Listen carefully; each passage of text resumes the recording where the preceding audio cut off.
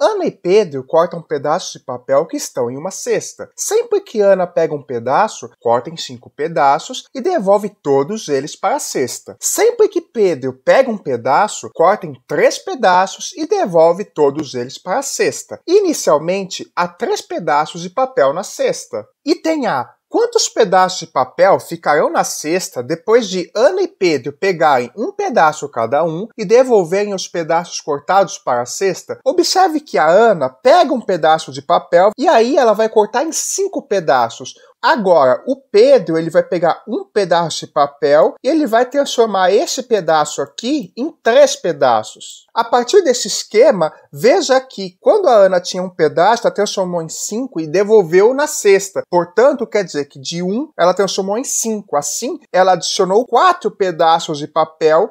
Agora, o Pedro tinha um pedaço, cortou em 3. Portanto, quer dizer que ele teve de adicionar mais 2 pedaços de papel na cesta. Assim, observe que cada vez que a Ana pega um pedaço, quando ela devolver os novos pedaços na cesta, ela vai adicionar 4 pedaços a mais. E o Pedro vai adicionar 2 pedaços a mais. Como eu tenho 3 pedaços inicialmente, se a Ana pegar um pedaço aqui, esse aqui, por exemplo, ela vai transformar esse pedaço aqui em 4 pedaços, como acabamos de ver aqui. E o Pedro, se ele pegar esse pedaço aqui, por exemplo, ele vai transformar esse pedaço e adicionar mais 2 pedaços. Portanto, o total de pedaços que eu vou ter vão ser esses 3 iniciais que eu tinha, mais os 4 que a Ana adicionou, mais os 2 que o Pedro adicionou. No total, então, eu terei 4 mais 2 mais 3, o que corresponde a 9 pedaços. Assim, ficarão na cesta 9 pedaços depois que a Ana e o Pedro pegar em cada um pedaço e devolver todos os pedaços cortados para a cesta. Item B. Descreva uma maneira de Pedro e Ana pegarem, cortarem e devolverem todos os pedaços de papel da cesta para que, a partir dos 3 pedaços iniciais, a cesta fique com 11 pedaços. Nós já vimos que quando a Ana pega um pedaço, ela vai adicionar 4 novos pedaços para a cesta. E quando o Pedro pega um pedaço, ele vai adicionar 2 novos pedaços para a cesta.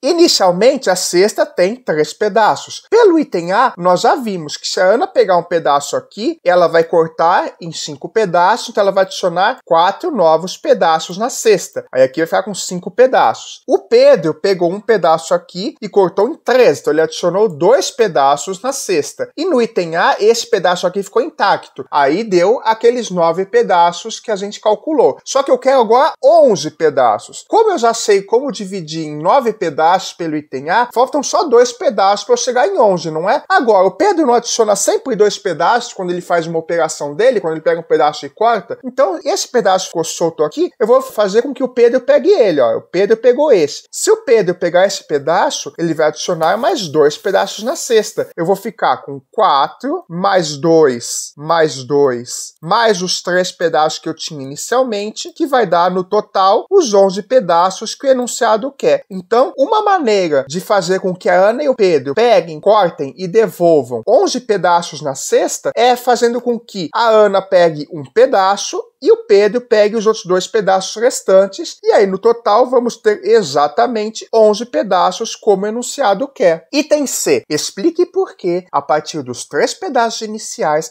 a cesta nunca ficará com 2024 pedaços após Ana e Pedro devolverem todos os pedaços cortados para a cesta. Já entendemos aqui que o foco dessa questão é entender quantos pedaços a Ana e o Pedro adicionam quando eles fazem os seus cortes. Nós já vimos que a Ana sempre adiciona 4 novos pedaços quando ela faz seus cortes e o Pedro sempre adiciona 2 novos pedaços quando ele faz seus cortes. Inicialmente, nós temos 3 pedaços na nossa cesta. O que acontece? Desses 3 pedaços, sempre que a Ana pega um pedaço, ela vai somar 4. E sempre que o Pedro pega um pedaço, ele vai somar 2. Então, observe que se eu tenho 3 pedaços, e, por exemplo, a Ana pega 1 e transforma em 4, depois pega mais 1 e transforma em mais 4, Veja que sempre a quantidade de pedaços na cesta vai ser um número ímpar, não é? Se eu fizer 3 mais 4 é 7, 3 mais 4 mais 4 dá 3 mais 8 que é 11, 3 mais 4 mais 4 mais 4 dá 15. E a mesma coisa se eu fizer o Pedro fazer a operação. Se o Pedro pegar um pedaço, ele vai transformar em 3, então ele vai adicionar 2 na cesta. 3 mais 2, 5. Se ele fizer duas operações, 3 mais 2 mais 2, 7. 3 mais 2 mais 2 mais 2, 9. Portanto, o que nós podemos observar? Que independente de quantos pedaços a Ana e o Pedro peguem, como inicialmente eu tinha 3 pedaços na cesta, o número de pedaços de papel na cesta sempre vai ser um número ímpar. Ou seja, como Ana e Pedro adicionam uma quantidade par de pedaços de papel sempre, o total de pedaços na cesta sempre será ímpar. Agora observe, 2024 é um número par, não é? Porém, 2024 é um número par, não é? Agora, se 2024 é um número par e eu só posso obter números ímpares, quer dizer que é impossível obter o número 2024. Assim, é por isso que, a partir dos 3 pedaços iniciais, a cesta nunca ficará com 2024 pedaços. Ela só pode ficar com uma quantidade ímpar de pedaços, justamente porque quando a Ana faz a operação dela, ela pega 1 e transforma em 5, ela adiciona 4, e o Pedro pega 1, transforma em 3, adiciona 2 pedaços, sempre são números pares. Em uma brincadeira, Euclides escolhe um número natural, coloca esse número no topo do tabuleiro ao lado e realiza o seguinte procedimento. Divide o número escolhido por 3 e anota o quociente e o resto. Se o resto for 0, coloca o quociente logo abaixo do número. Se o resto for 1, coloca o quociente deslocando uma casa para a direita. E se o resto for 2, coloca o quociente deslocado 2 casas para a direita. A seguir, ele repete o mesmo procedimento para o quociente obtido. Na figura, vemos a brincadeira de Euclides que começa com 59 e termina com o 6 na 4ª casa da base do tabuleiro. Então nós vemos aqui que Euclides começa com 59, dividindo por 3, vai dar quociente 19 e resto 2. Como o resto deu 2, pula 2 casas, cai aqui na 3ª. Aí ele vai repetir o procedimento, pega o 19, divide por 3. O quociente foi 6, resto 1, se o resto é 1, pula uma casa e o 6 cai aqui. Observe que o 59 pode ser obtido como sendo 19 vezes 3 mais 2 e o 19 também é 6 vezes 3 mais 1. Item A. Faça a brincadeira de Euclides com o número 51. Vamos começar então dividindo o 51 por 3. Se a gente fizer essa divisão, pegamos o primeiro 5 aqui. 5 para 3 é 1. 3 vezes 1, 3. 5 menos 3 vai sobrar 2 aqui. Desce o 1, 21 dividido por 3 dá 7. E aí, 3 vezes 7 é 21, então o resto aqui vai ser 0. Como o resto é 0, então a gente não pula nenhuma casa. Então o 17 vai vir aqui, logo abaixo do 51. Agora ele vai repetir a brincadeira com o 17. Portanto, ele vai pegar o 17 e dividir isso por 3. 17 dividido por 3, a gente sabe que tem o 18, que é 6 vezes 3. Portanto, aqui vai 5. 3 vezes 5 é 15, então vai sobrar 2. Assim a gente percebeu que o resultado deu 5, o quociente deu 5 e o resto deu 2. Como o resto deu 2, tem que pular 2 casas. Então, pula uma casa, pula 2 casas. Então, o 5, que é o quociente, vai vir nesta casa aqui. Portanto, fazendo a brincadeira de Euclides com o número 51, vamos obter esta configuração aqui, com o 17 abaixo do 51 e o 5 2 casas depois do 17. Item B. Quais números Euclides pode ter escolhido se a brincadeira terminou com o 4 na 4ª casa do tabuleiro? Vamos começar a pensar de trás para frente. O que tem que acontecer para o número 4 terminar aqui na 4ª casa do tabuleiro? A gente lembra, pelo exemplo que foi dado, que quando a gente fez a brincadeira com 59, terminou com o 6 na 4ª casa do tabuleiro. Isso quer dizer que essa configuração aqui, ó, de deixar resto 2 e deixar resto 1, é uma possibilidade que faz, dependendo do número número que eu coloco aqui em cima, eu obtenho um número que está na quarta casa do tabuleiro. Veja então que esta possibilidade de deixar resto 2 e resto 1 deslocou no total uma, duas casas aqui, mais uma aqui, 3. Para aqui terminar na quarta casa, eu tenho que ter um deslocamento de 3. Então a soma desse resto com esse resto tem que ser 3. Aqui temos uma opção, que é 2 e 1. Mas também aqui pode ser resto 1 e aqui resto 2. Vamos tentar decompor os números conforme esta fórmula aqui e tentar ver se a gente consegue recuperar o número inicial. Então, o que a gente sabe nessa situação aqui? Que temos duas opções para o número que veio daqui.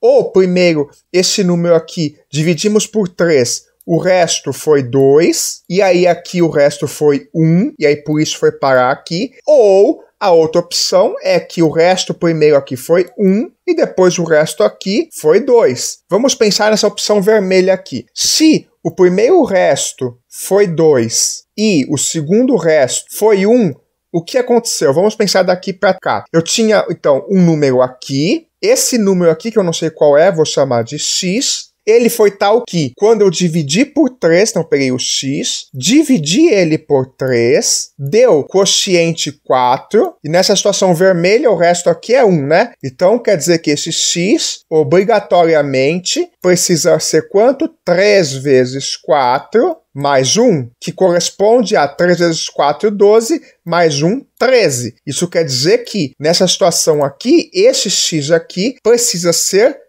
13 para acontecer isso. E agora vamos fazer o caminho reverso daqui para lá. Então eu tinha 13, eu tenho um valor da interrogação aqui, eu dividi esse valor por 3, o resto deu 2, e o quociente a gente viu que deu 13 aqui. Então quer dizer que a minha interrogação corresponde a 3 vezes 13 mais 2. 3 vezes 13, 39. Mais 2, 41. Portanto, isso quer dizer que um dos números que Euclides pode ter escolhido é 41. Agora vamos analisar a segunda possibilidade. No segundo caso, nós vamos ter primeiro o resto 1 e depois o resto 2. Então, quando eu fizer o número aqui, fazer a brincadeira de Euclides, o número x vai cair aqui, e depois esse x a gente vai dividir por 3, vai dar resto 2 e o quociente vai ser 4. Então o que a gente viu? Que eu pego esse x, aqui embaixo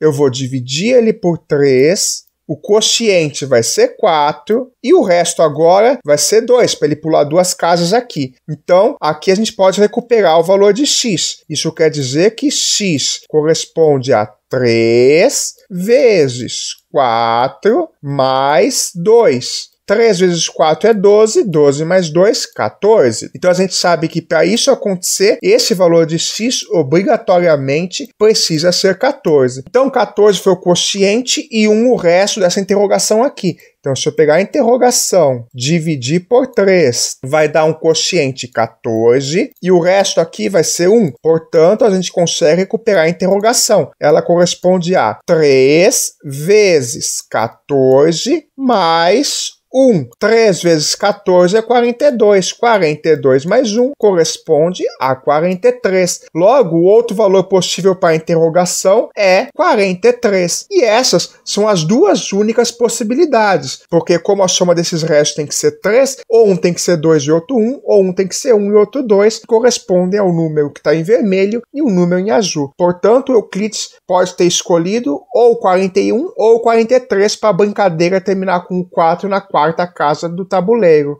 Item C. Quantos números entre 10 e 99 começam com uma brincadeira? Item C. Quantos números entre 10 e 99 começam uma brincadeira de Euclides que termina na quarta casa da base do tabuleiro? Nos itens B e no enunciado, a gente já viu o que acontece para os números terminarem na quarta base do tabuleiro. Nós temos dois casos para analisar. O primeiro é aquele em que o primeiro resto é 1 e o segundo resto é 2, e o segundo caso é o que o primeiro resto é 2 e o segundo resto é 1. Vamos de novo fazer a engenharia reversa, lembrando o que acontece no enunciado. O 59 mesmo é um exemplo de número que vai terminar com um número na quarta casa da base do tabuleiro, que aqui no caso terminou com um 6. Veja aqui, como o número maior aqui é 99, vamos tentar recuperar esse número aqui inicial, vamos usar o 59 como exemplo, a partir desse aqui, ó. A gente sabe que 59 é 19 vezes 3 mais 2, mas, pela brincadeira de Euclides, o 19 19 pode ser decomposto em 6 vezes 3 mais 1. Veja que para eu recuperar o número inicial aqui, eu preciso supor um certo valor aqui para o número na posição aqui. No item B, esse número é o 4. No enunciado, o número é 6. Então eu vou supor que o número inicial aqui, que vai definir quem que é o número daqui, é um x qualquer. Observe que uma vez que eu escolhi esse número aqui, esse número inicial já vai estar determinado. Por quê? Olha só, vamos supor que esse 6 é o x que eu quero descobrir. Então eu sei que esse número aqui inicialmente, nesse caso em que é resto 1 e resto 2, vai corresponder a quanto? A 3 vezes esse x mais 1. Lembrando que eu estou nesse caso aqui para entender o que acontece no caso geral. Só que esse 3 vezes x mais 1 não é o 19? E o 59 é o quê? É esse número, que é o que a gente acabou de pegar aqui, que é o 19, vezes 3 mais 2. Então esse aqui vai ser o 59 escrito a partir desse número inicial aqui. Tá vendo? Porque eu peguei o 19, substituí o 19 significa esse trambolho todo aqui, eu substituí aqui, então deu exatamente isso. E se a gente fizer o desenvolvimento aqui, ó, 3 vezes 3x vai dar 9x. 3 vezes 1 dá 3, 3 mais 2, 5. Portanto, o que a gente acabou de descobrir que, dado que eu escolhi um número aqui x, o número aqui de cima, que por exemplo aqui é o 59, corresponde a 9x mais 5. Veja que acontece isso aqui, ó, 9 vezes 6, 54, mais 5 é justamente o 59. Opa, isso quer dizer que eu usei engenharia reversa para descobrir uma maneira de, dado o número aqui de baixo, descobrir qual que é o número aqui de cima. Então eu vou ter dois casos para analisar, como a gente já viu no item B. O primeiro caso é esse que a gente acabou de ver. O primeiro caso é aquele em que aqui eu vou ter primeiro o resto 1 e depois eu vou ter o resto 2 aqui. Então como que a gente vai fazer a conta? Eu vou ter um número x aqui. Esse número x, o que ele faz? Eu vou pegar esse x. Esse número x é o quociente, então eu peguei o número, dividi por 3, o quociente deu x e o resto aqui deu 2. Portanto, o número que vai estar nesta posição aqui, a gente sabe que ele corresponde a 3x mais 2. Agora, o número inicial aqui, que eu quero descobrir, como que ele vai ser obtido? Eu vou pegar esse número, dividir por 3. Qual vai ser o quociente? O quociente vai ser esse número aqui. Esse número aqui a gente já viu aqui, em função desse x, que é 3x mais 2. Portanto, o quociente é 3x mais 2. E o resto aqui vai ser 1. Portanto, quem que é o meu número inicial vai corresponder a 3 vezes 3x mais 2 mais 1, que esse aqui é o quociente, esse aqui é o resto. Isso aqui vai dar 3 vezes 3, 9x, 2 vezes 3, 6, 6 mais 1, 7. 9x mais 7. Então, assim que eu escolher um valor de x, eu vou obter um certo valor aqui para o meu número inicial. Como esse número inicial varia de 10 a 99, o menor valor de x que eu posso colocar é 1, né? Se eu colocar o x igual a 1, vai dar quanto? X igual a 1 vai corresponder o número inicial aqui, a 9 vezes 1, 9, mais 7, 16. E qual que é o valor máximo que eu posso colocar aqui no valor de x para que isso aqui não exceda 99? Ora, se eu fizer 99 menos 7, isso aqui vai dar 92. 92 é próximo de 90, que é 9 vezes 10. Então o valor máximo de x para esse caso aqui vai ser 10. 10 vezes 9 é 90, 90 mais 7, 97. Portanto, para esse primeiro caso aqui, eu vou ter os possíveis valores de x vão de 1 até 10. Portanto, eu vou ter aqui um total de 10 números que satisfazem esse primeiro caso aqui. Explicitamente, os números serão esses daqui. Então, no primeiro caso, temos 10 possibilidades. E agora, no segundo caso, é o contrário. É quando o primeiro resto aqui vai dar 2, então vou pular 2 casas aqui. E aí, depois o segundo vai pular uma casa só. Nesse caso aqui, a gente vai pegar o número que vai estar aqui, vai dividir por 3, o quociente vai dar x e o resto vai dar 1. Portanto, meu número inicial corresponde a 3x mais 1. E agora eu vou substituir aqui de novo. A gente sabe que eu peguei um número inicial aqui, dividi por 3, o quociente deu 3x mais 1, e agora o meu novo resto é 2. Portanto, a gente sabe que o número que a gente procura inicial aqui é da forma 3 vezes 3x mais 1 mais 2. A gente já fez essa conta antes e viu que isso aqui vai resultar, fazendo o chuveirinho aqui, em 9x mais 3 vezes 1, 3 mais 2, 5. 9x mais 5. Ou seja, os múltiplos de 9 que deixam o resto 5. Assim como no meu caso, é uns múltiplos de 9 que deixam o resto 7. A gente sabe que esse número aqui, de novo, varia entre 10 a 99. Portanto, o menor valor de x que eu posso colocar aqui para dar um número maior que 10 é x igual a 1. Se o x é 1, eu vou obter 9 vezes 1, 9, mais 5, 14. E o maior valor que eu posso ter? Eu preciso ter o número máximo aqui, 99. 99 menos 5, 94. E, de novo, 94 está próximo de 90, que é 9 vezes 10. Portanto, o valor máximo de x que eu posso obter, de novo, é 10. 9 vezes 10, 90. Mais 5, 95. Assim, novamente, no segundo caso, eu vou ter 10 opções de números que vão satisfazer a condição de que o final vai terminar na quarta casa da base do tabuleiro. Explicitamente, os 10 números serão esses daqui. Portanto, nós acabamos de descobrir que há 10 números tais que o primeiro resto é 1 e o segundo resto é 2, mais 10 números cujo primeiro resto é 2 e o segundo resto é 1. No total, eu tenho 20 números entre 10 e 99 que começam a brincadeira com Euclides e terminam na quarta casa da base do tabuleiro. E são justamente esses 20 números aqui. Um quadrado com área igual a 36 cm² foi recortado nas 6 peças da figura. Foram feitos 8 cortes retos, 4 de um mesmo tamanho maior e outros 4 de um mesmo tamanho menor, em ângulos múltiplos de 45 graus. Temos aqui as 6 peças que foi feito a divisão desse quadrado.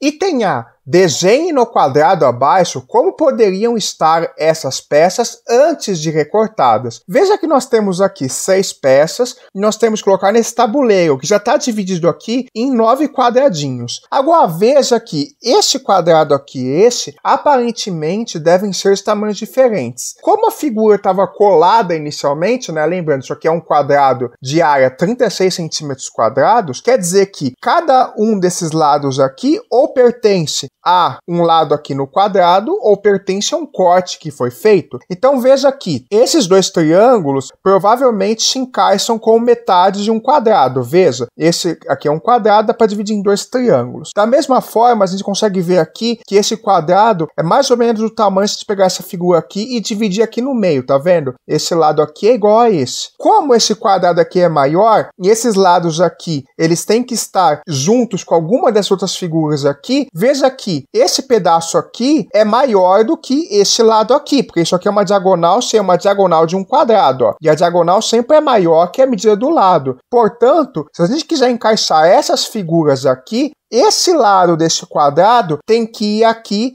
em cima desse pedaço dessa figura aqui. Então vamos pegar essa figura e jogar aqui no nosso quadrado inicial. Eu vou colocar ela aqui embaixo. Agora a gente acabou de ver que esse quadrado aqui, ele precisa ir nessa diagonal aqui. Portanto, nós vamos colocar ele assim aqui, todo torto. Então a gente já colocou o quadrado aqui, que é essa figura aqui. Colocamos esta figura aqui, que vai aqui. E agora precisamos completar o que sobrou. Obviamente, aqui sobrou metade de um quadrado, que pode ser um desses triângulos. Então eu vou, por exemplo, pegar esse triângulo aqui e colocar aqui. Agora, esta figura aqui pode se encaixar nesse pedaço aqui, ó. Esta figura aqui, eu posso colocar exatamente aqui. E aí, finalmente, esse outro triângulo aqui vai corresponder a esse triângulo aqui. E aí, sobrou esse quadrado aqui, que pode corresponder a esse quadrado aqui. Portanto, nós acabamos de desenhar as 6 figuras aqui nesse quadrado, de modo que representam como as peças estavam antes de ser cortadas. Obviamente que eu posso pensar também em fazer invertido, né, a reflexão ou rotação dessa figura aqui, mas em essência o corte é esse que está apresentado aqui.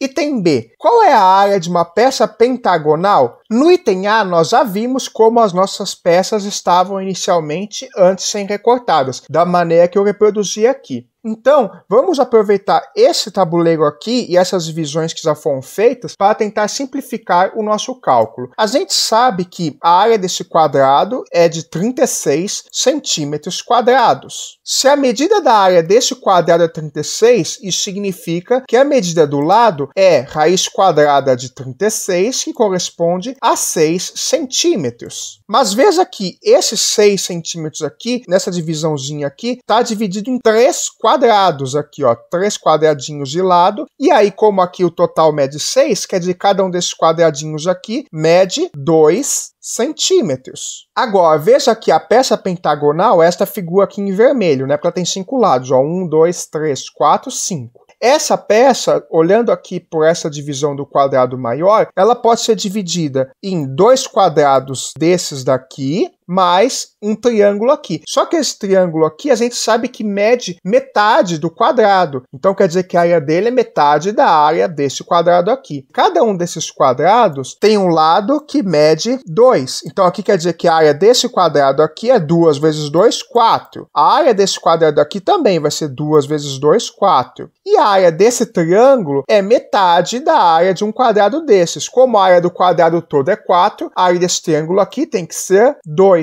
Portanto, a área da peça pentagonal corresponde a somar essas 3 áreas aqui. Então, a área da peça pentagonal é 2 mais 4 mais 4, o que corresponde a 10 centímetros quadrados. Portanto, esta é a área de uma peça pentagonal. Item C. Qual é a razão entre as áreas da menor e da maior peça quadrada? Vamos relembrar que no item B a gente já viu que esta figura quadrada aqui, que está dividido em 9 quadradinhos menores e também divididos nas 6 peças que a gente recortou, tem esses quadrados aqui e o quadrado menor é esse amarelinho aqui. A gente já viu que esse lado aqui mede 2 e esse aqui mede 2. Então a gente já sabe que a área desse quadrado menor é 2 vezes 2, 4 centímetros quadrados. O quadrado maior é esse aqui que está em azul. Agora, observe que esse quadrado maior, ele é composto, da forma que foi feito aqui, por 4 triângulos. Se eu fizer essas 2 diagonais, fica mais claro isso. Eu estou dividindo esse quadrado maior aqui em 4 triângulos exatamente iguais a esse. No item B, a gente viu que esse triângulo aqui é igual a esse pedaço que está aqui, e a gente viu que esse triângulo aqui, a área dele é metade da área desse quadrado aqui. Então, quer dizer, cada um desses 4 triângulos tem área que é metade da área do quadrado menor. Se a área desse quadrado menor é 4, cada triângulo aqui, a área mede 2. Então,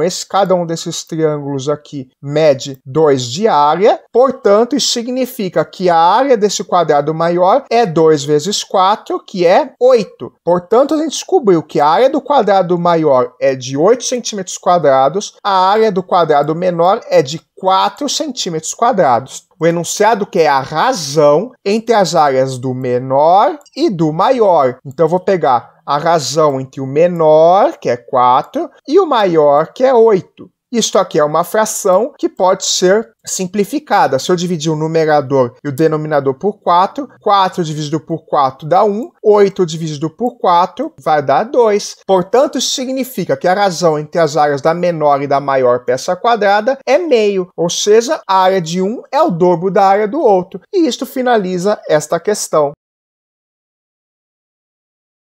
Os círculos do diagrama devem ser preenchidos com números naturais diferentes. 2 números escritos em círculos ligados por um segmento devem ter um divisor comum maior do que 1. Por exemplo, 8 e 15 nunca vão ser escritos em círculos ligados por um segmento. Ao lado temos um exemplo de preenchimento. Observe que os círculos que estão ligados por um segmento sempre são divisíveis por um divisor comum. Por exemplo, 13 e 26, o 13 é um divisor comum dos dois. 8 com 4, o 4 é um exemplo de divisor comum. 10 com 4, o 2 é um divisor comum. E assim por diante. Agora que nós já entendemos como é feito o preenchimento desses círculos, vamos aos itens. Item A. Faça um preenchimento para os círculos vazios abaixo. Então, para a gente poder fazer um preenchimento correto, nós temos que pegar números que tenham divisores em comuns quando os círculos estão ligados entre si. Veja que eu tenho aqui o 7 e esse 7 está ligado a esse círculo aqui. Portanto, esse número aqui tem que ter um divisor em comum com 7. Como o 7 é um número primo, nós sabemos que os únicos divisores dele são 1 e o próprio 7. Então, eu preciso pegar aqui um número que é um múltiplo de 7. Vou pegar, por exemplo, o 14. Agora, vamos observar as extremidades que já têm números impressos. Aqui nós temos o 2. Como o 2 também é um número primo, seus únicos divisores são 1 e o 2, esses dois números aqui precisam ser números que compartilham o 2 como divisor, ou seja, podem ser quaisquer números pares. Vou escolher, por exemplo, o 4 e o 8 para ser esses dois números.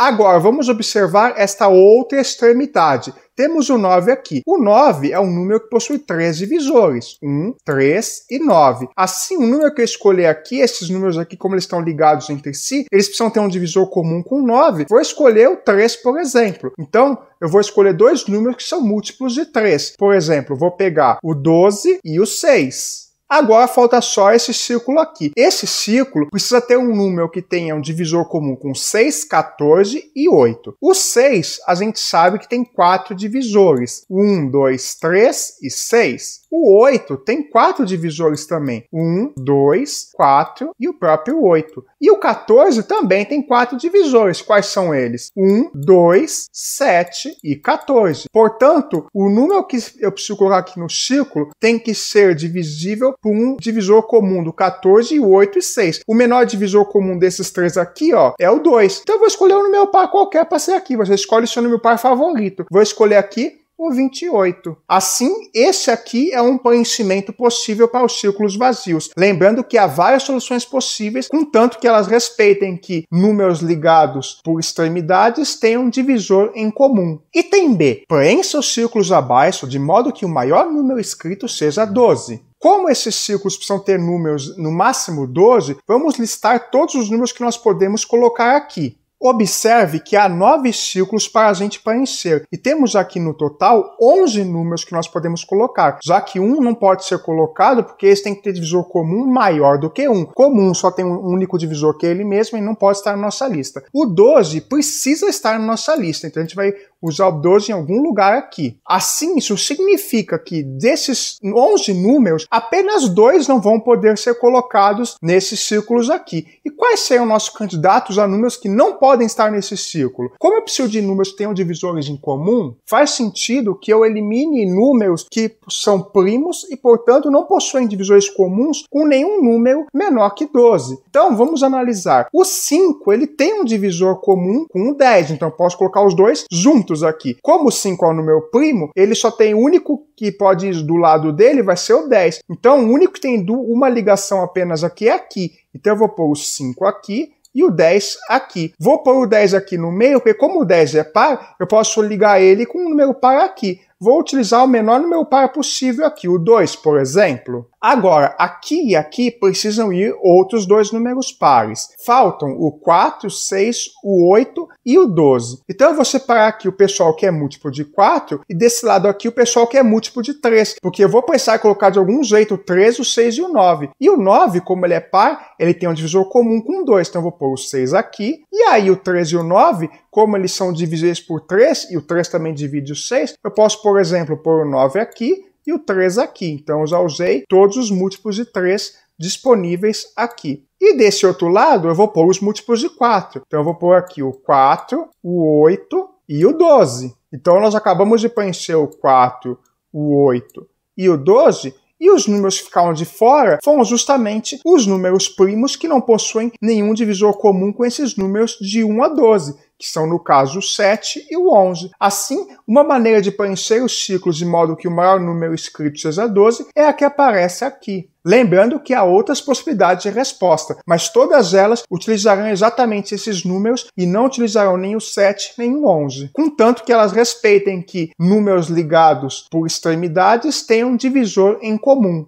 Item C. Explique por que é impossível preencher os círculos de modo que o maior número escrito seja menor do que 12. A gente já observou no item B que nós temos 9 círculos, e agora nós queremos que o maior número escrito seja menor do que 12. Então quer dizer que ele precisa ser no máximo 11. Vamos ver quais números que a gente precisa colocar nesses círculos? Os nossos candidatos para os números que podemos colocar nos círculos são os números que vão de 2 até 11.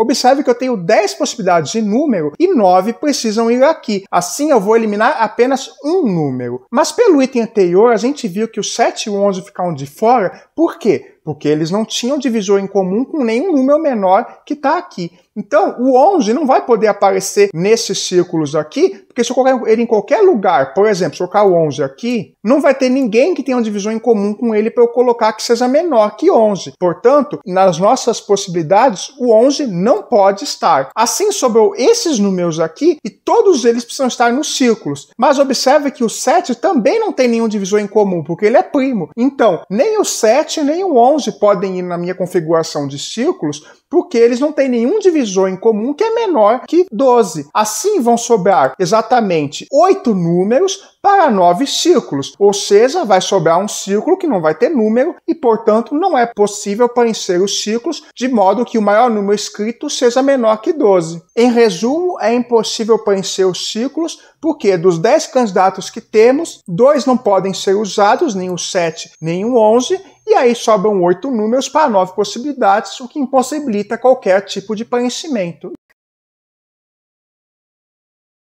Marina tem vários dados idênticos com faces numeradas de 1 a 6. Nesses dados, a soma dos números em faces opostas é sempre igual a 7. Ela junta ou empilha alguns desses dados sobre uma mesa e anota a soma de todos os números que consegue ver ao dar uma volta ao redor da mesa. Por exemplo, para os dados da figura ao lado, ela anotou o número 33. Antes de ir para os itens, vamos tentar entender um pouquinho melhor esse enunciado. Veja que na figura eu tenho aqui os números que aparecem 1, 2, 4, 5 e 6. Obviamente, a soma desses números não dá 33. Então, o que ela quis dizer nesse enunciado? Veja aqui, o número que a Marina soma é quando ela dá uma volta ao redor da mesa. Portanto, ela não vai ver apenas esse número 1 e 2 que estão aqui. Ela vai ver o número que está aqui nesse dado, esse número daqui, esse que está aqui atrás e esse que está aqui atrás, além desses 5 que estão visíveis para a gente também. Veja que aqui, como a soma de números de faces opostas é igual a 7, se o número que aparece é o 2, o que está aqui atrás é o 5. Se o que está aqui aparece 1, o que está aqui atrás aparece é o 6. Aqui o 4, então aqui quer dizer que é o 3. Se o 6 aparece aqui, quer dizer que 1 aparece aqui atrás. E agora sim, ó, se eu somar 5 mais 1 mais 2 mais 6, aqui vai dar 14. 4 mais 6 mais 3 mais 1 vai dar 14 também. E 5, 2 vezes 14 é 28, mais 5 é 33. Agora que nós já entendemos o enunciado, vamos aos itens. Item A. Qual o número que Marina deve anotar para os dados da figura abaixo? A gente viu no nosso cálculo demonstrativo de que, como a soma de números de faces opostas é sempre 7, aqui eu vou ter o 2, vou ter uma face oposta que vai valer 5. Se aqui eu tenho o 3, eu tenho uma face oposta que vale 4. A soma desses 4 números aqui, como são duas faces opostas e cada uma vale 7, a soma, essa soma dos 4 números que aparecem nesse primeiro dado aqui vai ser 14. E observe que a mesma música é adotada para os outros dados. Aqui também, eu vou ter duas faces opostas que valem 7. Se eu somar todas as faces, eu vou ter um total de 14 com a soma. E o mesmo vai acontecer com esse terceiro dado aqui. Vai ter mais 14 que eu vou somar. E além dessas somas laterais, que eu vou ter 14 em cada um desses andares, eu vou ter de somar esse número aqui de cima, que é, no caso, 6. Portanto, a soma de todos os números que a Marina vai conseguir ver corresponde a 14 mais 14 mais 6, isso aqui é 14 vezes 3, 42. 42 mais 6 corresponde a 48. Portanto, a gente acabou de descobrir que o número que a Marina deve anotar para os dados desta figura aqui é exatamente 48.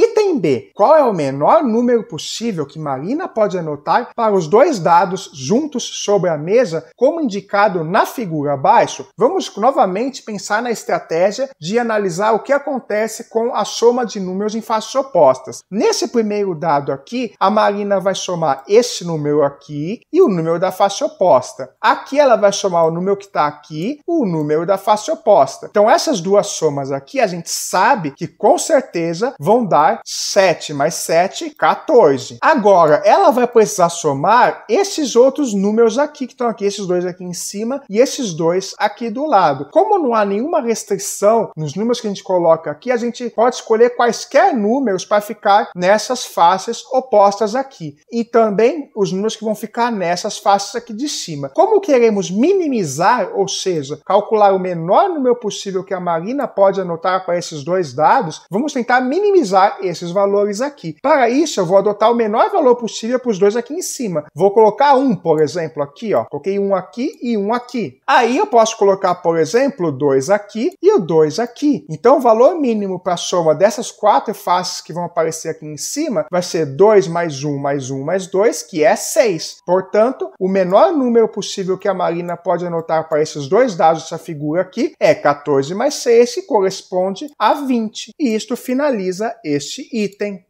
Item C. Marina anotou o número 88 para uma pilha de dados, como indicado na figura abaixo. Quais números podem ficar no topo dessa pilha? Justifique sua resposta. Vamos, de novo, adotar a estratégia de analisar quais são os números de faces opostas, pois já sabemos que os números em faces opostas sempre somam 7. Veja aqui, qual que vai ser o total de números que a Marina vai somar nesse caso? É número para dedéu, não é mesmo? São esses 6 que estão aqui desse lado, vai ter 6 números ocultos desse lado aqui, e mais esses números da escadinha aqui, que são 1, 2, 3, 4, 5, 6 números. Agora observe o seguinte, esses 6 números que estão aqui na frente, somados com 6 números que estão aqui atrás, a gente sabe que faces opostas, a soma é sempre 7, então eu vou ter esse somado com o daqui, vai ser a soma 7, esse daqui vai ser a soma 7, assim por diante. Então eu vou ter um total de 6 somas que vão valer 7 cada. Assim, somando só esses números desta face aqui e a face que está aqui atrás, os números estão aqui escondidos, eu já vou ter um total de soma que é 6 vezes 7, 42. Agora, veja aqui, falta eu somar os números dessa escadinha aqui e os 3 números que estão nessas faces aqui. Veja aqui, o número que tiver nesta face aqui vai ser oposto ao número que tiver nesta face aqui. Portanto, a soma desses dois números aqui vai dar 7. Assim, eu já tenho mais 7 contabilizados que estão fixados pela soma em faces opostas. No total, somando esses valores, já temos 49. Quanto que falta? Falta 88 menos 49, que corresponde a 39.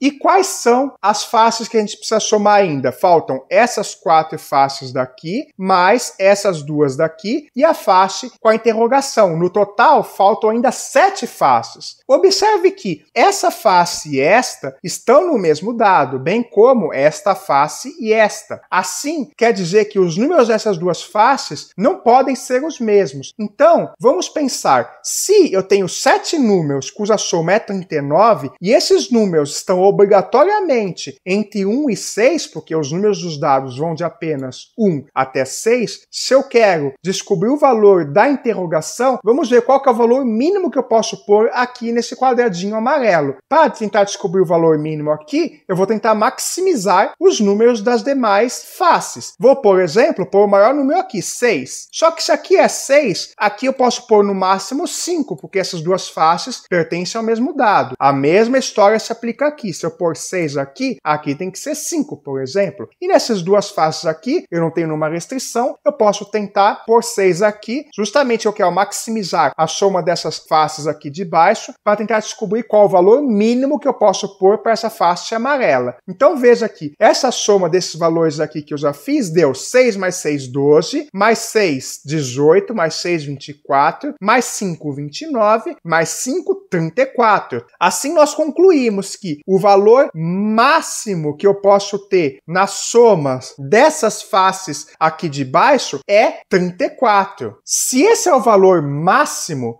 Se eu tiver nesta configuração aqui, que deu essa soma 34, quer dizer que falta 5 para obter 39, não é mesmo? Nesse caso, aqui, o valor menor que eu posso colocar nesse quadradinho amarelo aqui é justamente 5. E observe que eu também posso colocar o 6 no topo da pilha. Para isso, basta eu trocar um dos números aqui para uma unidade a menos. Por exemplo, transformar esse 5 em 4. Aí a soma desses 6 números aqui de baixo, dessas faces, vai corresponder a 33 e vai faltar 6, que é justamente o número que vai faltar nesse topo dessa pilha. Assim, nós acabamos de concluir que os únicos números que podem ir no topo desta pilha aqui, nessa casinha amarela, são o 5 e o 6. E isto finaliza esta questão.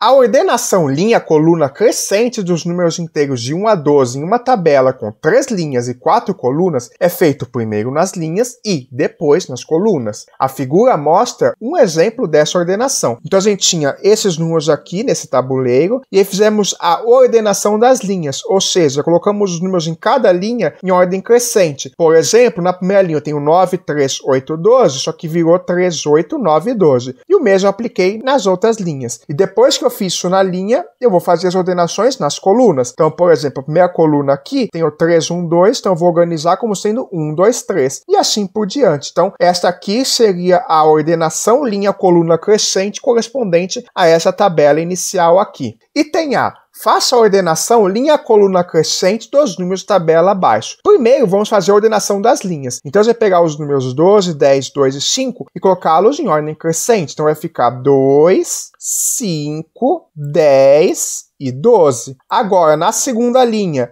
vamos ficar com, aqui tem 6, 11, 7, 4. Então, vai ser 4, 6, 7 e 11. E agora, na nossa terceira linha, 9, 3, 8, 1 vai ficar 1, 3, 8 e 9. Agora, basta a gente fazer a ordenação nas colunas. Primeira coluna, 2, 4, 1 vai virar 1, 2, 4. Segunda coluna, 5, 6, 3 vai virar 3, 5, 6. Terceira coluna, 10, 7, 8 vai virar 7, 8 e 10. E na quarta coluna, nós vamos ter 12, 11 e 9, que vai virar 9, 11 e 12. Portanto, este tabuleiro que eu obtive aqui corresponde à ordenação linha-coluna crescente dessa tabela inicial. Item B. A ordenação linha-coluna crescente foi feita numa tabela e o número 5 ficou posicionado como abaixo. Complete o tabuleiro mostrando uma maneira de como os outros números podem ter ficado na tabela. Como a ordenação linha-coluna crescente vai fazer com que, ao final dessa ordenação, aqui seja crescente, então aqui vai ser o menor, vai aumentando até chegar o maior número aqui nessa linha, e esse aqui vai ser o menor número nessa coluna aqui, porque aqui vai ser crescente também. Então, uma maneira de fazer a ordenação linha crescente nessa tabela é colocar aqui os números de 1 a 3, por exemplo, já que eles são todos menores que 5. Vou, por exemplo, colocar 1, 2 e o 3 aqui. Agora, como aqui na coluna tem ordem crescente e aqui eu tenho 5, esses dois números aqui têm que ser maiores que 5. Posso pôr, por exemplo, aqui o 6 e o 7.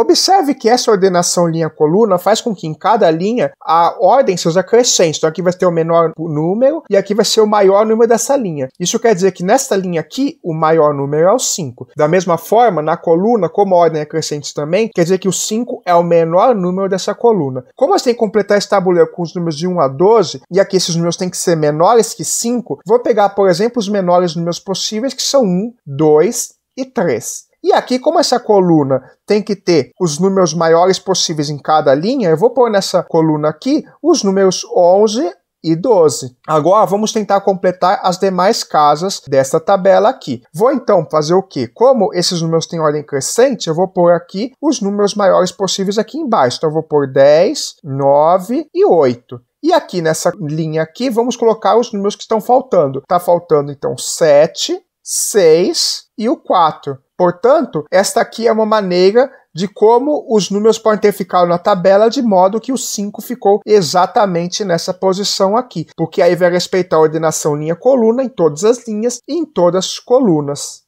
Lembrando aqui que há muitas outras possibilidades de preencher essa tabela de modo que a ordenação linha-coluna crescente seja respeitada. Esta aqui é apenas uma das soluções possíveis. Item C. A ordenação linha-coluna crescente foi feita numa tabela e um número x ficou posicionado como abaixo. Explique por que x é o maior número na região cinza da tabela. Veja que nós temos essa posição aqui do x, e aí a gente precisa provar que esse x é o maior número dessa região cinza. Por que isso acontece? Vamos entender por que a ordenação linha-coluna crescente obrigatoriamente faz com que esse x seja o maior possível. Observe que, para essa tabela está na ordenação linha-coluna crescente, quer dizer que os três números estão aqui em cima, então, por exemplo, vou colocar um número aqui A, um B e um C. Se eles estão na ordenação linha crescente, quer dizer que o C é maior que o B e o B é maior que o A. Vamos escrever isso aqui para a gente não esquecer. Então, o A é menor que o B e o B, por sua vez, é menor que o C. Da mesma forma, nessa segunda linha aqui, eu vou ter outros dois números, sei lá, o D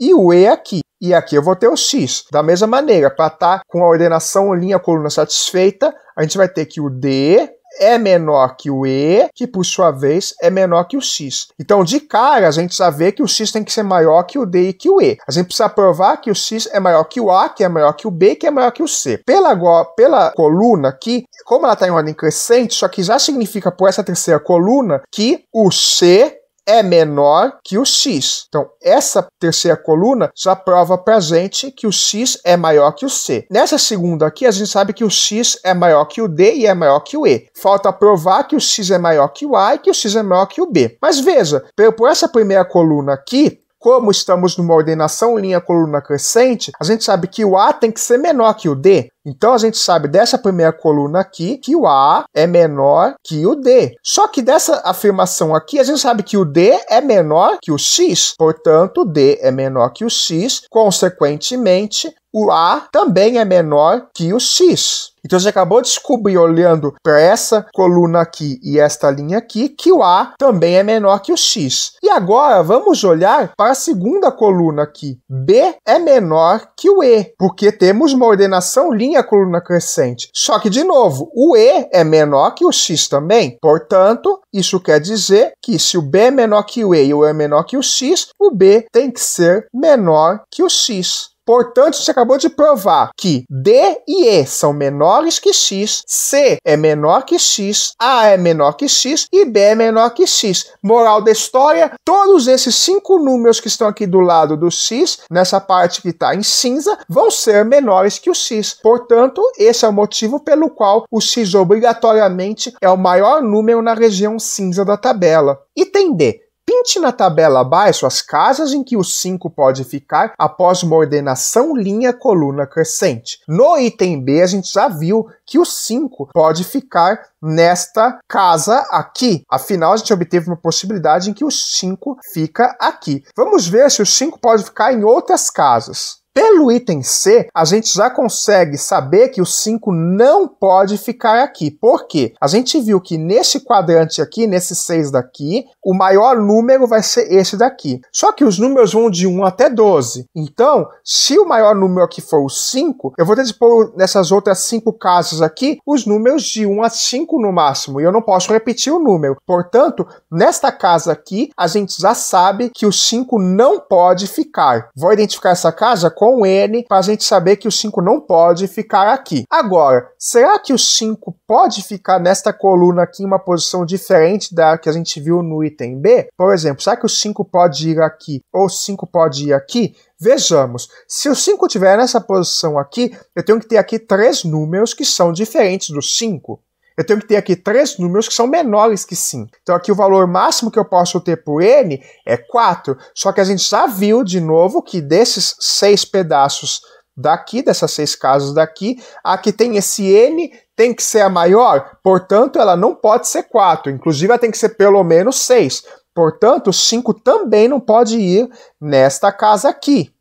Agora, veja que esse argumento do item C, de que nessas 6 casas aqui, esse aqui tem que ter o maior número, vai valer também para qualquer outro subtabuleiro 2x3 que eu pegue. Por exemplo, se eu pegar esses aqui, ó, esses 6 aqui de baixo, eu vou ter o número A, o A, B, C, D, E e o X aqui. Aí vai valer a mesma história. O A é menor que o B, que é menor que o C, o D é menor que o E, menor que esse X. Então a gente já sabe que nesses 6 aqui, ó, o maior número é o que tiver aqui.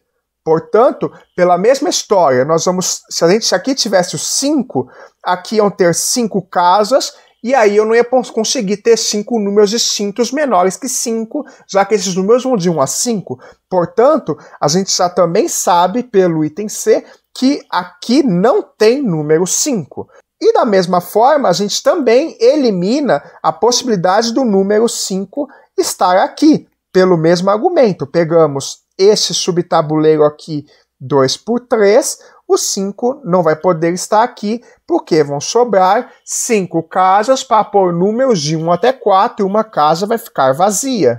Agora, a gente já viu que, usando os tabuleiros 2 por 3 aqui, eliminamos essas 4 casas aqui. E se a gente usar tabuleiros 3 por 2, por exemplo, se eu pegar este subtabuleiro aqui, será que a gente também consegue obter uma informação parecida com a do item C? Se eu tiver aqui um A, aqui um B, aqui um C, um D, um E e um F.